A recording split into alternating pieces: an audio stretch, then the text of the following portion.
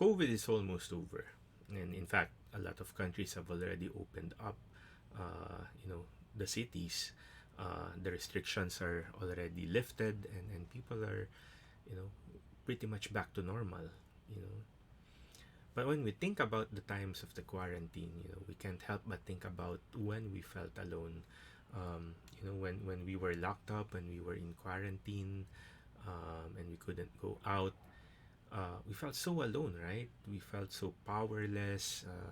We were so isolated. We felt that we couldn't do anything. You know, Queen Esther felt the same thing. Our character in the first reading was surrounded by the enemies, and she felt so powerless. She felt so isolated and so alone. Um, but instead of cowering, what she did was to lie down, prostrate herself on the floor together with her handmaids and pray to the Lord for the whole day. And she got the peace that she wanted, and she was freed. You know, and I think the psalmist in today's psalm felt the same way when he said, "When I called, you answered me. You built up strength within me." They prayed to God, and their prayers got answered. And why? Jesus tells us, ask and it will be given to you. Seek and you will find. Knock and the door will be opened to you. God wants to answer our prayers. God wants to give us what we need. But why then when we look around, when we look at the people around us, we see a lot of suffering, we see a lot of people who feel so powerless, who feel so alone. Why then, when we have a God who is so generous, we still see darkness, And I think there are three problems that's preventing a lot of people from finding God. The first is people are used in darkness, They see light for the first time and they feel or they think that it's blinding them, Isn't that ironic?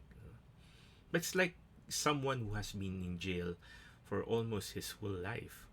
When freedom finally comes, he doesn't understand the world around him, and he feels that this freedom is the one that's locking him up. That's the irony of it. So sometimes we see the rescue, but we would rather drown. We would rather be locked up continuously because we are afraid to step out into the light. Second, we don't see God as our Father, and so we don't get inspired. We see God as a master who keeps tabs on the wrong things that we do, our mistakes, waiting for the opportunity to punish us. And so we don't want to go out and do our best, But remember, the father's job is to strengthen and complete his child, not to spoil the child. Or third, we don't want what freedom means. Jesus ends today's gospel with the words, do to others whatever you would have them do to you.